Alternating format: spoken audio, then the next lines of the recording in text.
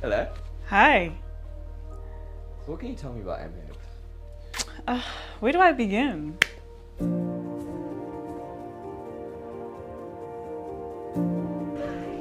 EMHIP is a space that is welcoming to anyone. You're welcome at any time. This space is for you, created by people who look like you.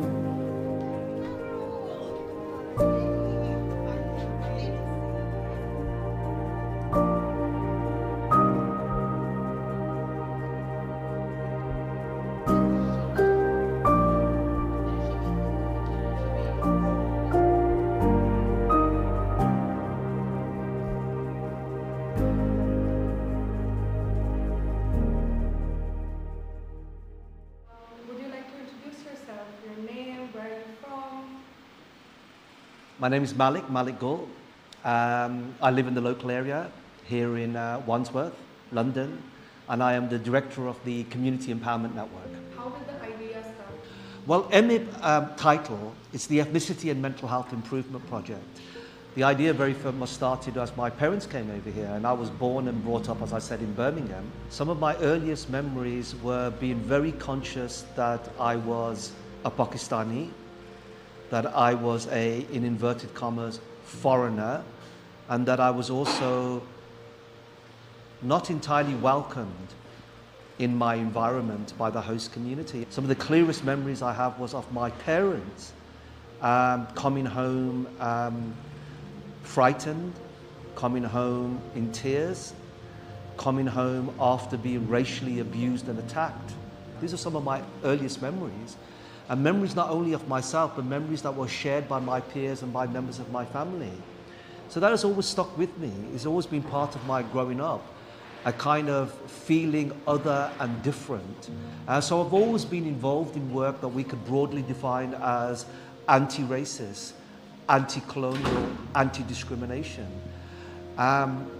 So that's always shaped not only my memory and my life, but has also shaped the work that I started to become involved in, which was much about defending the community against attack, against racism, against discrimination. And that's formed my career. So EMHIP is not only a program that we've developed as a collective with others who have shared the same experience, but also very much informed by my personal and my colleagues and my friends and my community's personal experiences. The data in terms of how black communities are being treated is appalling. How can we sleep at night? Because as soon as I saw the data, I couldn't sleep at night. Because I was saying that these are my brothers and my sisters. These are my own children, my own friends. I can't sleep on. Now that I know this, I've got to do something about it. By providing a space for them, for members of our community to be open in their conversations with people who look and sound like them, without any time limits, without any scrutiny or question about what are you doing here, but to come in and just be yourself. Let's have a conversation. We're able then to be able to package a support that is much more broader and holistic. We're able to provide that through the hubs that we have, our community wellbeing hubs, which are at the center of our EMHIP program. What is your name? My name's Linton. My name is Francis. Oh, Herbert Grant. No one calls me Herbie. My name is Samuel. How did you hear about EMHIP? I heard about EMHIP from a friend. How long ago was that? It's about 4 years now. I think since the lockdown, when the lockdown was, that's where my friend introduced me to EMHIP. I heard about EMHIP through the NTA, New Testament Assembly Church. My daughter saw what I was going through and she basically got me to do the right thing, sort of thing. So was it your daughter who brought you to EMHIP? Yeah. And do you know how she heard about it? Through my doctor, basically. She went with me to my doctor and my doctor recommended you guys. So basically what happened, I came out of hospital, I was looking for something to do, something to be involved in. I have a passion for mental health. I got involved with LEAP, went to a couple meetings, got involved with LEAP, and then through LEAP I heard about EMHIP. So I came here and I kind of just felt comfortable here and I just kept coming, basically, yeah. And what challenges No, I was facing a lot of challenges actually because I was overwhelmed by the unusual belief.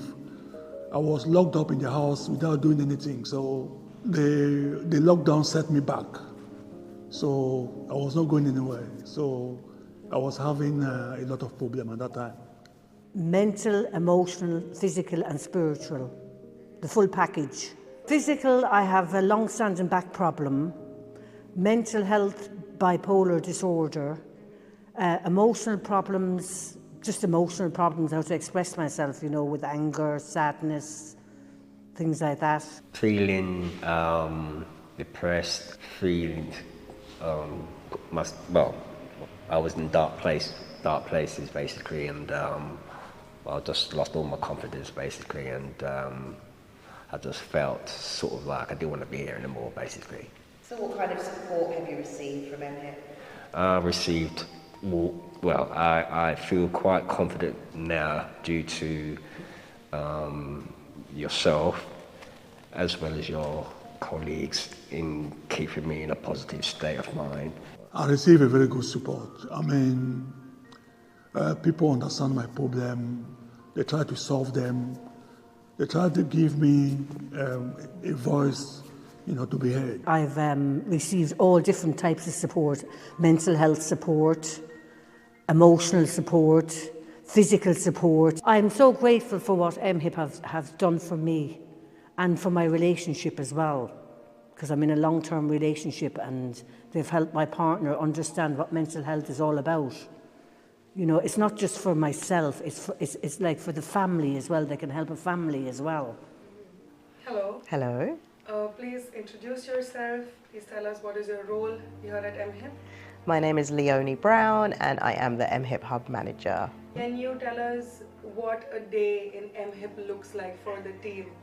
Sure. I mean, every day is very different. There is a lot going on here and there's a wide range of services that we offer. But I guess some of the things that could happen in a day, first of all, is that we are a drop-in service. So it does mean that at any point anybody could walk through the door looking for our services. But we also make appointments because also some people, if they don't have an appointment, they might wait a little bit longer. So once they come through the door, they might be looking for somebody to help them with a pressing issue that they have that day. Something might have gone wrong, maybe with even their housing. They need some more information about benefits, sometimes even debt management. And, we are a mental health based hub as well. So some people also come in for mental health reasons. We do have mental health assessments. And that's really part of us just making sure that they are getting the care that they deserve. One of the main reasons that we're set up is to make sure that people improve their experiences and their access and their outcomes when it comes to mental health care, specifically for ethnic minorities. So we do that through various ways, including one-to-one conversations and support. We are connected with the majority of community members in this area as well. So if on the rare occasion, and it is rare, it's something we can't do here, then we do support them on to other places. We also have specialists right here in this building every day. We have our clinical lead who people can see at any time, and we're in contact with all the mental health bodies as well. Hi, my name is Gunjan and I work at EMHIP as a mental health worker and a dance movement psychotherapist.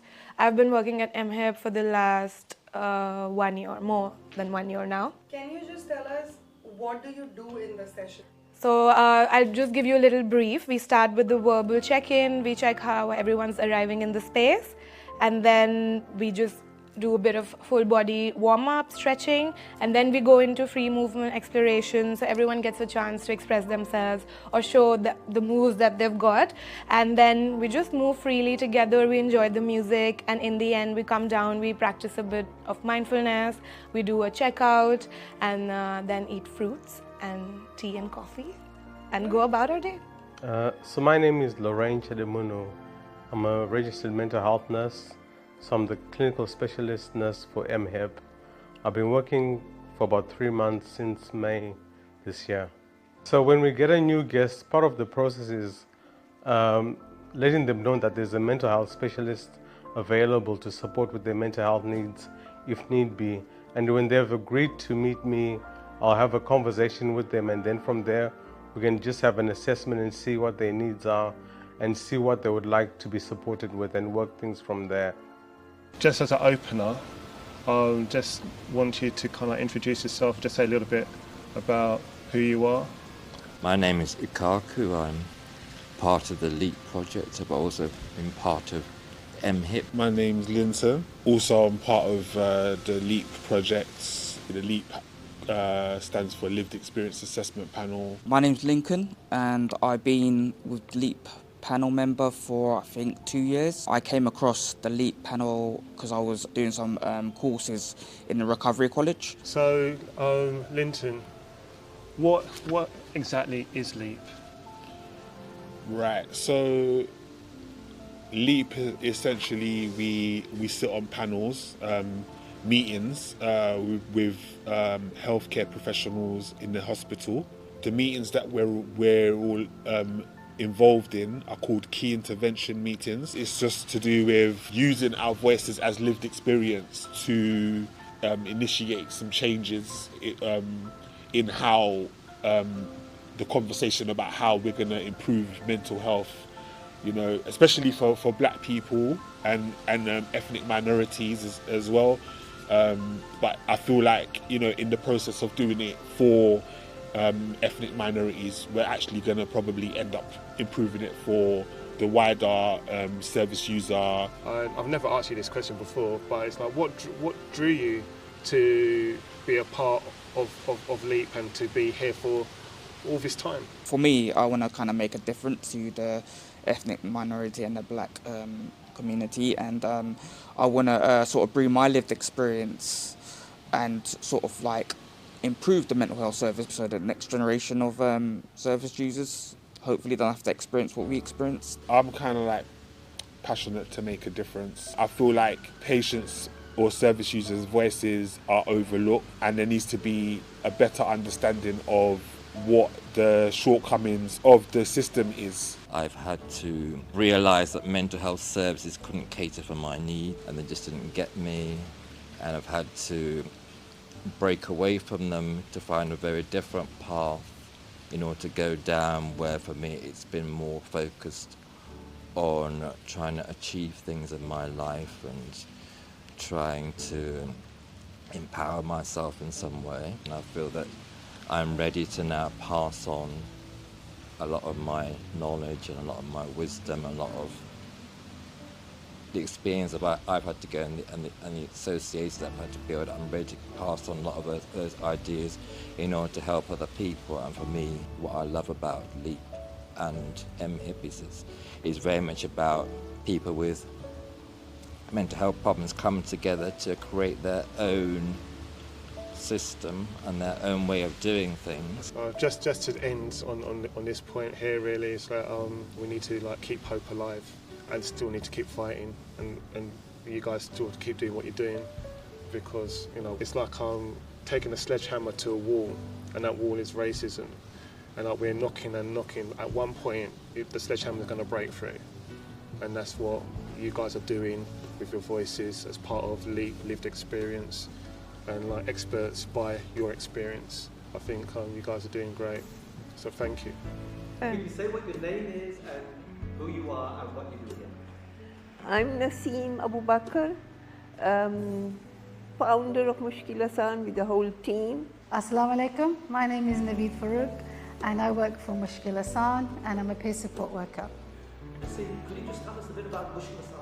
So Mushkilasan is a community care project that endeavors to run well-being activities for the Asian community and the wider community in Tooting and the indigenous community.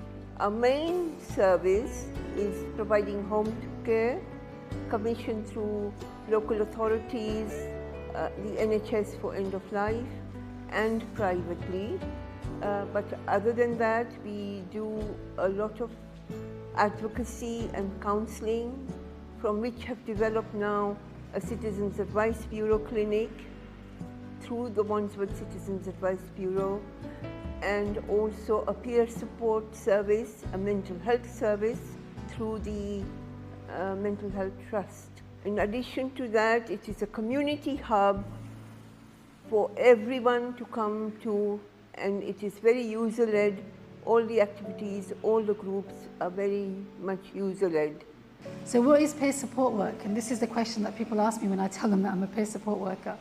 Peer support is actually somebody who's actually gone through something themselves, which they can actually support another person in the community with what they're actually going through. And my particular thing in peer support is mental health services.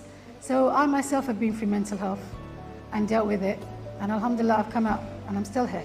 And I'm always looking forward to helping people. I have a really positive vibe. I think out of everything, if you look at the whole situation and you assess it, there's always some goodness in everybody. And that's how I see life. From the time we started 30 years ago, it was all about culture shock and migrancy and the problems that brought, you know, bringing up children in the system here, not knowing where to go, what to do. And under the Community Care Act, we were asked to start Mushkila San to be able to address the needs of the Asian community and to empower them and encourage them to access the statutory services. From then on, it's become a beacon of voice of the community. So what I want the community to know as a whole is please step forward. If you need that help, reach out. Because in our communities, we are very shunned, we're very put away. What will people think? You know, we've got the stigma attached to it. And you know what, I'm there to help them. I'll support them in every way I can, whether it's to just sit down and listen, whether it's just to support them just to go out, whether it's just them telling me what they want to tell me and they want some input. If I can input, I will, and if I can't, I tell them, don't worry, a way will come. So it's always to give them that hope, because we're taught as a Muslim that you never give up on hope, and that's one thing I never give up. Never give up on anybody, never give up on yourself first, and that's where I came in for peer support. I never gave up on myself, never did, and I never will, inshallah. It's very stigmatizing and a taboo subject, but when they come to us, they are able to talk about it and know that they will be understood and that their needs will be met accordingly, with cultural sensitivity, with faith sensitivity, and in the language that they speak. So we want our therapists to be trained and to be accepted. So acceptance is the main key thing from which everything will flow then. Tell us one of your favorite moments or memories. So I was working with this lady probably for about 6 months. What is your name, my dear? Oh, Maria Polonio. When she came to us, she was living somewhere just in absolute squalor. Her room was flooded, everywhere was dirty, and no matter what we did, we get occupational therapists in there, environmental officers in there, and they would tell her landlord to fix all these things, and he just wouldn't do it. It's horrible. The bathroom, if you go there, you see 3-4 colors, you know, black, red, yellow, all the color in bathroom. My room, I'm sleeping together with rats. When I open my eyes, I see the rat on my bed. So we worked with Citizens Advice. We got her bumped up the list. They said 1,000 places. And I went with her one day, finally, after months and months and months, to see her new house. And I met her there. She'd never seen it before. She'd never seen pictures. And just to see her face. So happy. I'm so happy. Everything clean. Everything clean. Once we actually walked into the house, it was so beautiful. And she started imagining herself there straight away. She was saying things like, oh, imagine me in here cooking my dinner, and imagine me in here watching my TV. And she was just like, I'm so happy. And just watching her in that moment was one of the best things I've ever seen. Not even at EMHIP, in my life. When I talking to Leon, I saw my heart open. And love. Very good person. very good person. Thank you, Leon. Thank you, Leon. I think I go say thank you forever. Forever, yes. Thank you, my dear. Thank you.